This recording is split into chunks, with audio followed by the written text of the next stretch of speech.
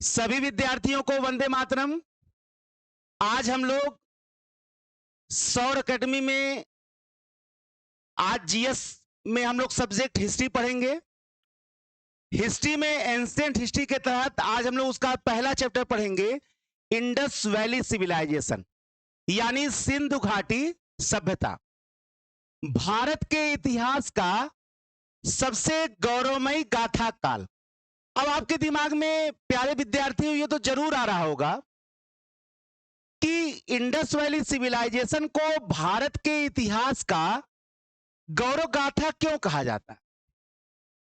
इसलिए कहा जाता है क्योंकि जिस समय पूरे दुनिया में सभ्यता थी ही नहीं, जिस समय पूरी दुनिया जंगलों में घूम रही थी, या जिस समय पूरे दुनिया में केवल और केवल रूरल कल्चर यानी ग्रामीण सभ्यता था, उस समय हम भारतीयों ने एक ऐसे सभ्यता का निर्माण किया था जो पूर्ण रूप से टोटली अर्बन था, यानी शहरी था, यानी नगरीय था।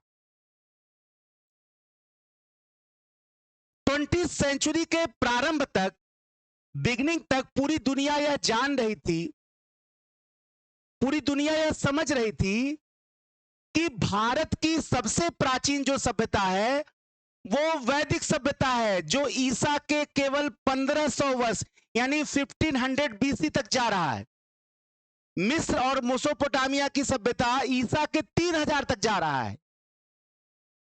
लेकिन 20वीं सदी के प्रारंभ में पूरे दुनिया का यह भ्रम दूर हो गया। कुछ ऐसा खोज हुआ जिसने पूरे दुनिया के इतिहास को बदल कर रख दिया।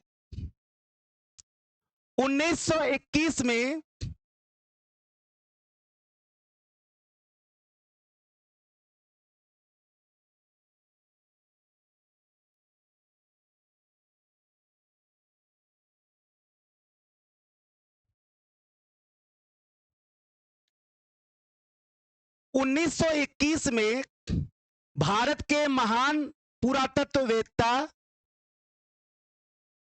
दयाराम साहनी ने हड़प्पा नामक स्थल की खोज की और पूरे दुनिया का इतिहास बदल गया।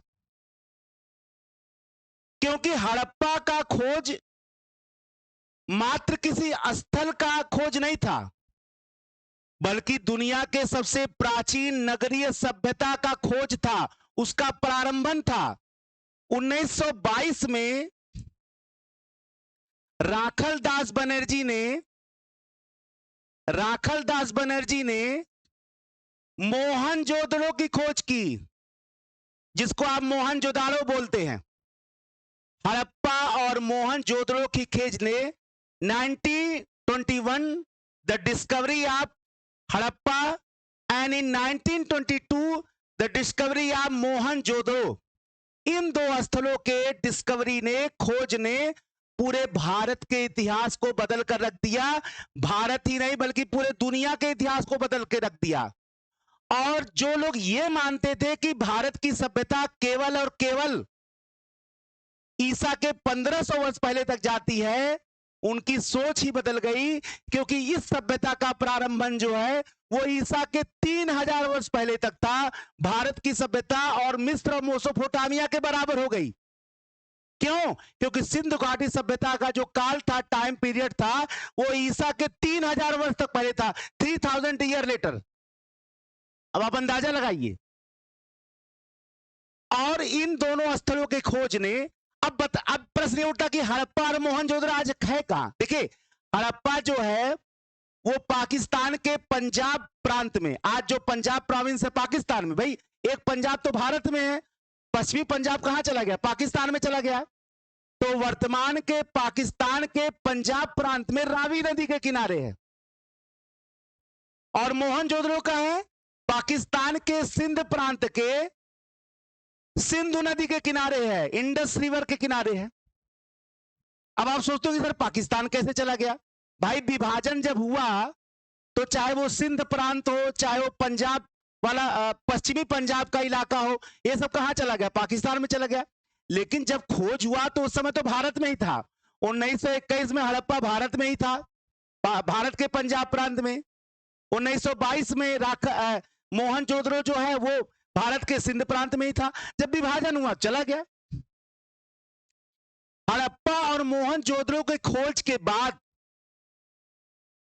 यह पता चल गया कि यह कोई साधारण सभ्यता नहीं है, यह बहुत बड़ी सभ्यता है। शुरू हुआ खुदाई बहुत सारे स्थलों का, लगभग 1500 1500 स्थल खोजे गए और सबसे ज्यादा स्थल तो गुजरात में मिले, 200 स्थल, 200 स्थल। और आपको जानकर आश्चर्य होगा, अब प्रश्न यह उठता कि इस सभ्यता का नाम आपने इंडस वैली क्यों रखा, सिंधु घाटी सभ्यता क्यों रखा? देखिए, जो प्रारंभ में जो स्थल मिले वो सिंधु नदी के अगल बगल मिले, सिंधु नदी के वैली में, घाटी नदियों के अगल बगल का जो इलाका है वो जनरली वैली या घाटी कहलाता।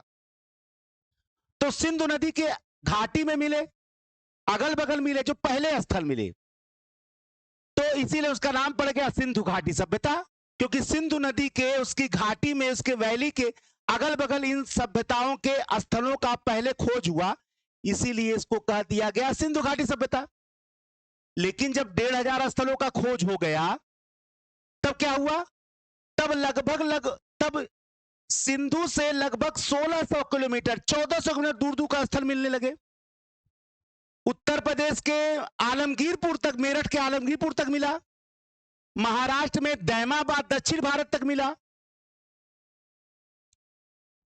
इतने दूर दूर तक स्थलों की खोज होने लगी तो लोगों ने कहा, अरे भाई, अब इसका नाम है सिंधु घाटी सभ्यता कहां रह गया?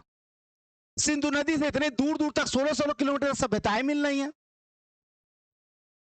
तो नाम में ही विवाद पैदा हो गया कि अब इसका नाम सिंधु घाटी सभ्यता हम कैसे रख सकते हैं। यही कारण है कि यह तय हुआ कि चूंकि इस सभ्यता का खोज सबसे पहले हड़प्पा नामक स्थल पर हुआ था, इसलिए इस सभ्यता का सबसे उचित नाम क्या हो जाएगा? हड़प्पा सभ्यता। क्यों होगा? क्योंकि सबसे पहले खोज यही हुआ था। अगर एग्जाम में आ जाए कि सिंधु सभ्यता का, सिंधु घाटी सभ्यता का सबसे उचित नाम क्या है, तो आप क्या लगाएंगे? आप लगाएंगे हड़प्पा सभ्यता। क्यों लगाएंगे? क्योंकि सबसे पहले खोज कहां हुई थी? हड़प्पा की हुई थी। सबसे पहले स्थल का खोज कहां हुआ था? हड़प्पा में हुआ। अब ये हो गया, हमने जान लिया, खुदाई हुआ, बहुत सारे स्थल मिले। अब दो चीज आपको जानना है मेन में, जो आपके एग्जाम में आएगा। पहला, सिंधु घाटी सभ्यता, इंडस वैली सिविलाइजेशन असल में प्रोटो हिस्ट्री का काल है। प्रोटो हिस्ट्री माने आद्य ऐतिहासिक काल। अब आपके दिमाग में आएगा, सर हिस्ट्री सुना था, एंशिएंट सुना था, मेडिवल सुना था, मॉडर्न सुना था, ये प्रोटो हिस्ट्री क्या होता है? देखिए, प्रोटो हिस्ट्री इतिहास का ऐसा समय है जिसका हमारे पास रिटन स्क्रिप्ट यानी लिखित साक्ष्य है, लेकिन आज तक उसको पढ़ा नहीं जा सका है, और अगर पढ़ा जा सका है तो निश्चित रूप से कुछ कहा नहीं जा सका है। सिंधु घाटी सभ्यता के हमको अभिलेख मिले हैं, इंस्क्रिप्शन मिले हैं, 400 अक्षर मिले हैं, आज तक पढ़ा नहीं जा सका। अगर एग्जाम में आ जाएगा इंडस वैली सिविलाइजेशन किससे संबंधित है, तो आप प्रोटो हिस्ट्री लगाइएगा। क्या लगाइएगा? Proto history. प्रोटो हिस्ट्री क्यों? क्योंकि इसके अभिलेख को आज, अगर आपसे एग्जाम में भी आ जाए कि सिंधु घाटी सभ्यता का स्क्रिप्ट या लिपि पढ़ा जा सका है, तो लगाइएगा नहीं, अभी तक नहीं पढ़ा जा सका है। अगर पढ़ा जा सकता तो प्रोटो हिस्ट्री में आता नहीं, तो हिस्ट्री में आ जाता। ये क्लियर हो गया? ये आप जान। अब सिंधु घाटी सभ्यता के जो स्थल है वो कहां कहां मिले, इसको जरा देख लिया जाए, क्योंकि ये जानना बहुत जरूरी है। देखिए, इंडस वैली सिविलाइजेशन के जो प्लेस मिले या साइट आप कह सकते हैं, प्लेस कर लीजिए, वो भारत के विभिन्न स्टेट्स में मिले हैं और पाकिस्तान के विभिन्न स्टेट मिले हैं। अब आप कहेंगे सर कहां कहां? भारत में गुजरात में मिला है, भारत के राजस्थान में मिला है, भारत के हरियाणा में मिला है, भारत के महाराष्ट्र में मिला है, भारत के यूपी में मिला है। अब आप कहेंगे कि पाकिस्तान में कहां कहां मिला है? देखिए, पाकिस्तान के पंजाब प्रांत में मिला है, अभी मैंने हड़प्पा के बारे में बताया, पाकिस्तान के सिंध प्रांत में मिला है और पाकिस्तान के बलूचिस्तान में मिला है। देखिए ये मैंने बता दिया कहां से मिला और किस प्रांत से मिला। अब आपको जो देखिए इंडस वैली सिविलाइजेशन में जो सबसे ज्यादा एग्जाम में आता है वो आता है कि जो प्लेस है वहां से क्या क्या विटनेस मिले या क्या क्या प्रूफ मिले। जैसे कह देगा सिंधु घाटी सभ्यता के किस स्थल से ग्रेट बाथ यानी महान स्नानागार मिला है। फिर आ जाएगा सिंधु घाटी सभ्यता के किस स्थल को पोर्ट सिटी कहा जाता था माने बंदरगाह नगर। या सिंधु घाटी सभ्यता के किस स्थल से घोड़े की हड्डियां मिली हैं। देखिए अब आप ये सोचेंगे कि भाई छोटे क्लास में या बड़े क्लास में ये सब नहीं आता, बिल्कुल नहीं। अब परीक्षाएं धीरे धीरे कठिन होती चली जा रही हैं। पिछले साल से 2 लाख 4 लाख ज्यादा बैठेंगे एग्जाम में। तो जब लोगों की संख्या बढ़ती चली जाएगी तो एग्जाम भी टफ होता चला जाएगा और एग्जाम के पेपर भी टफ होते चले जाएंगे। तो आपके सिलेबस में जो भी है कम से कम उसका पूरा कॉन्सेप्ट तो आपको लेना पड़ेगा, चाहे आप किसी क्लास के स्टूडेंट हो, उससे कोई मतलब नहीं रह गया। क्योंकि पूछने वाला स्वतंत्र है, कुछ भी पूछ सकता है, ठीक है ना। इसलिए आपको विस्तार से जानना पड़ेगा। अब हम लोग ये जान लेंगे कि कौन कौन से स्थल से क्या क्या मिले हैं, कौन कौन से स्थल से क्या क्या मिले, जरा ये जान लीजिए। सबसे पहले है मोहनजोदड़ो, सबसे पहले है। तो मोहनजोदड़ो का मतलब होता है मृतकों का टीला। क्या होता है? मृतकों का टीला। अंग्रेजी है mount of dead, mount MOUNT, mount of dead, मृतकों का टीला कहा जाता है। मोहनजोदड़ो का मतलब है यहां से क्या मिला है? ग्रेट बाथ, महान स्नानागार, ग्रेट बाथ मिला है। अब आपके दिमाग में तो महान स्नानागार क्या है? देखिए एक बहुत बड़ा जलकुंड मिला है, बहुत बड़ा पानी भरा हुआ था कुंड।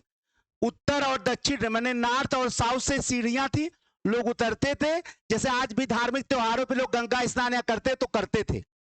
एक ग्रेट बात था। इतना बड़ा संरचना देखकर लोग आश्चर्य माने कि इतनी बड़ी संरचना कैसे बन सकती है, ठीक है ना। यहीं से ब्रांच की डांसिंग गर्ल भी मिला है। डांसिंग गर्ल माने नृत्य करती हुई एक लड़की का मूर्ति मिला है और वो कांस का बना हुआ, ब्रांच का बना हुआ है। और यहीं से सूती कपड़े का साक्ष्य मिला है, कॉटन। दुनिया को पहली बार वस्त्र पहनाने का काम, कपड़ा पहनाने का काम भारत ने किया। उसके पहले लोग पत्ते पहनते थे, पेड़ों के छाल पहनते थे। दुनिया को पहली बार नग्नता से सभ्यता में लाने का काम भारतवर्ष ने किया, सिंधु घाटी सभ्यता के लोगों ने किया। और सबसे पहले सूती वस्त्र का साक्ष्य कहां से मिला है? मोहनजोदड़ो से मिला। याद रखिएगा, एग्जाम में पूछेगा कि सिंधु घाटी सभ्यता के किस स्थल से, किस प्लेस से, किस साइड से सूती वस्त्र यानी कॉटन का साक्ष्य मिला। अब आइए अब जरा अगला देखा जाए। देखिए सिंधु घाटी सभ्यता का अगला स्थल है कालीबंगा। कालीबंगा कहां है? राजस्थान में।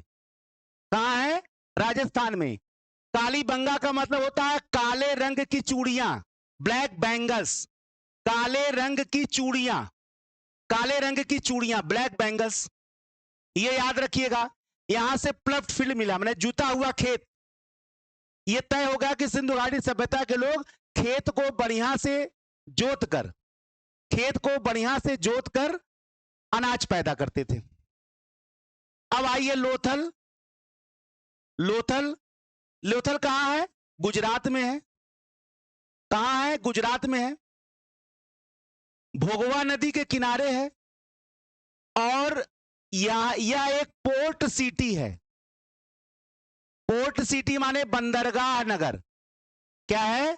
बंदरगाह। बंदरगाह क्या होता है? जहां से पानी वाले जहाज माल लेकर दूसरे देशों के लिए एक्सपोर्ट इंपोर्ट के लिए जाते थे। यानी यह भी तय हो गया कि सिंधु घाटी सभ्यता के लोग दूर देशों तक व्यापार करते थे, ट्रेड करते थे। कहां से करते थे? लोथल से, क्योंकि लोथल जो है बंदरगाह नगर था। वहां से गोदीबाड़ा यानी डॉक यार्ड का साक्ष्य मिला है। अब डॉक यार्ड क्या होता है? डॉक यार्ड का मतलब जहां पानी वाले जहाज रुकते हैं। एग्जाम में आएगा सिंधु घाटी सभ्यता का कौन सा स्थल था जहां से बंदरगाह यानी पोर्ट का साक्ष्य मिला है, पोर्ट सिटी, या कौन सा पोर्ट सिटी था, तो आप लोथल लगाएंगे जो गुजरात में है। ठीक है। सुरकोटडा से घोड़े की हड्डी मिली है, सुरकोटडा से घोड़े की हड्डी मिली है। ठीक है ना।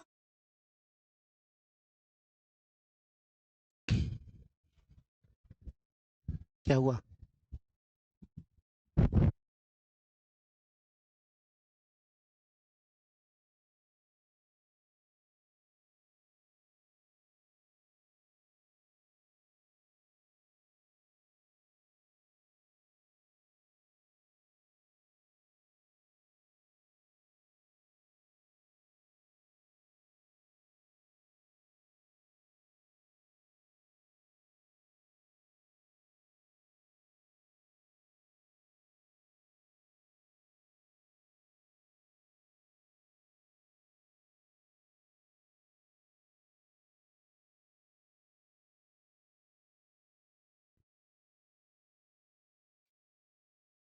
बस कुछ देर और। ठीक है। ये इसके साक्ष्य हो गए, कहां से क्या क्या मिला, क्योंकि एग्जाम में प्रश्न सबसे ज्यादा इसी से आएगा। कह देगा घोड़े की हड्डी कहां मिल रहे थे, तो वो सुरकोटडा गुजरात के कच्छ से मिला था। फिर सिंधु घाटी सभ्यता के स्थलों से साक्ष्य क्या हो गया, जैसे मोहनजोदड़ो से क्या मिला, मोहनजोदड़ो से जो माउंट ऑफ डेड है वहां से महान स्नानागार मिला, डांसिंग गर्ल ऑफ ब्रांज मिला, सूती कपड़ा मिला, हड़प्पा से श्रमिकों की बस्ती मिला। ठीक है ना। सुरकोटडा से घोड़े की हड्डी मिला, लोथल से पोर्ट सिटी मिला। ठीक है ना। धौलावीरा एकमात्र ऐसा नगर था जो 3 भागों में बटा था। देखिए सिंधु घाटी सभ्यता के जितने स्थल थे, एक तरफ दुर्ग था, दुर्ग माने किला जहां राजा रहता था, दूसरी ओर लोअर टाउन था माने निचला नगर जहां आम जनता रहते थे। लेकिन धौलावीरा जो गुजरात के कच्छ में है, धौलावीरा, धौलावीरा एकमात्र ऐसा स्थल है जो 3 भागों में बटा था, और तीनों की अलग अलग किलेबंदी थी। किलेबंदी माने चारों ओर से दीवार घेर कर खाई खोद दिया गया था। धौलावीरा से, धौलावीरा कहां, गुजरात के कच्छ में है। तो ये आपसे एग्जाम में जरूर पूछेगा। एग्जाम में प्रश्न जो है वो प्रूफ से, विटनेस से जरूर आएंगे, देखिएगा कि कौन सा कहां मिला है। अब आइए सिंधु घाटी सभ्यता का हम लोग कल्चर देखते हैं। कल्चर माने कौन सा चीज कहां से मिला है, मतलब समाज कैसा था, उनकी अर्थव्यवस्था कैसा था, उनका धार्मिक जीवन कैसा था, क्योंकि यहां से एग्जाम में बनेंगे। देखिए सिंधु घाटी सभ्यता का कल्चर, देखिए संस्कृति में मानव जीवन का सारा काम आ जाता है। सुबह से लेकर शाम तक मनुष्य जो करता है वो सब कल्चर में आ जाता है। ठीक है ना। अब हम लोग एक एक करके देखेंगे इसको, ये आपका बहुत इंपॉर्टेंट है। देखिए सिंधु घाटी सभ्यता का जो सामाजिक जीवन था वो मातृसत्तात्मक था। मातृसत्तात्मक, मातृसत्तात्मक का मतलब होता है मदर पावर। क्या होता है, मदर पावर। जैसे आज का समाज है पुरुष सत्तात्मक, फादर पावर, मतलब क्या हुआ, पितृ सत्तात्मक। आज घर में वर्चस्व किसका होता है, किसका चलता है, पुरुष का। लेकिन सिंधु घाटी सभ्यता भारत का एकमात्र ऐसा इतिहास है जो महिला सत्तात्मक था, स्त्री सत्तात्मक था या मातृ सत्तात्मक था। ये एग्जाम में आपसे पूछा जाएगा कि सिंधु घाटी सभ्यता कैसा था। मातृ सत्तात्मक था, समाज में महिलाएं मुखिया थी। ठीक है। अब ये अगर पूछ लिया जाए कि सिंधु घाटी सभ्यता का मुख्य आर्थिक क्रिया था क्या था, माने सबसे ज्यादा आर्थिक जो इकोनॉमिकल उनका क्रिएटिविटी था वो क्या था, सबसे ज्यादा वो क्या करते थे, खेती करते थे या पशुपालन यानी एनिमल हस्बेंड्री क्या करते थे, या शिकारी थे, क्या थे। क्योंकि पहला मनुष्य शिकारी था, बाद में वो पशुपालक बना, बाद में वो कृषक बना। तो आप लगाएंगे कि सिंधु घाटी सभ्यता के लोगों का मुख्य आर्थिक क्रिया एग्रीकल्चर था, कृषि था, और मुख्य भोजन क्या था, गेहूं और जौ। ये एग्जाम में आएगा, गेहूं और जौ, wheat and barley. Wheat and barley was main crops of Indus valley civilization. Indus valley civilization का वो मुख्य क्रॉप्स था, अनाज था, और उनका मुख्य जो आर्थिक क्रिया था वो क्या था? इकोनॉमिकल एक्टिविटी था, वो कृषि था, एग्रीकल्चर।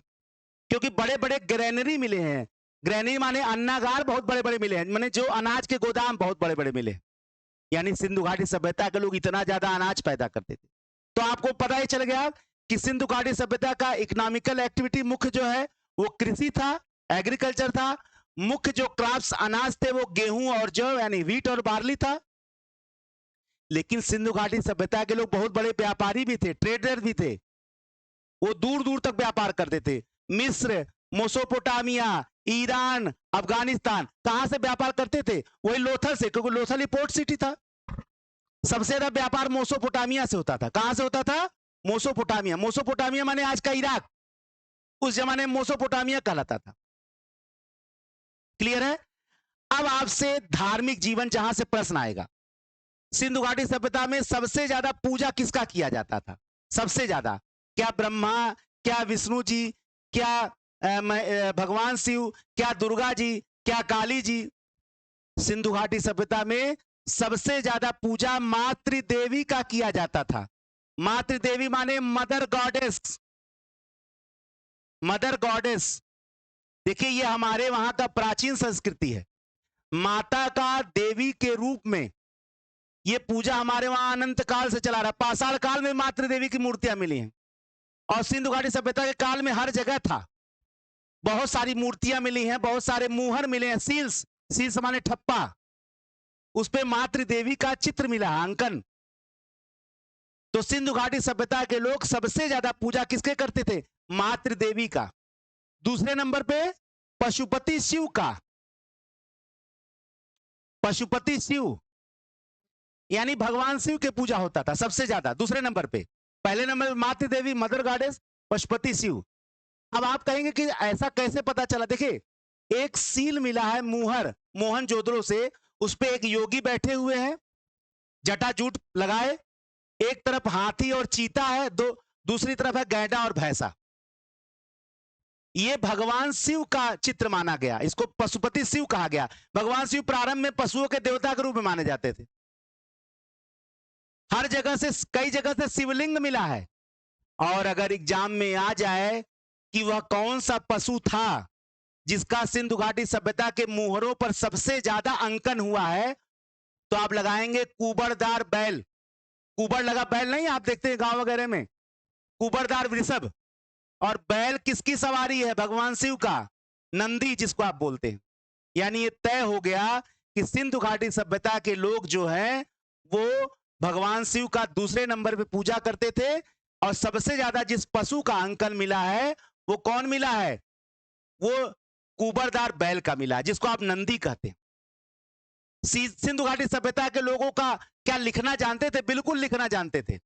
400 अक्षर मिले हैं, लेकिन आज तक उसको पढ़ा नहीं जा सका है। सामाजिक जीवन बता दिया, आर्थिक जीवन बता दिया, धार्मिक जीवन बता दिया, शैक्षणिक जीवन में वो लिखना उखना जानते थे, लेकिन पढ़ा नहीं जा सका है। राजनीतिक जीवन आज तक क्लियर नहीं हो पाया कि वहां राजा था कि पुरोहित था कि डेमोक्रेसी लोकतंत्र था, ये क्लियर नहीं हो पाया है, क्योंकि अभी तक अभिलेख पढ़ा नहीं जा सका है। अब एक दो प्रश्न और हम लोग समझ लें। क्या सिंधु घाटी सभ्यता में मूर्ति पूजा, आइडल वर्शिप मिला है? बिल्कुल मिला है, मूर्ति पूजा का प्रमाण मिला है।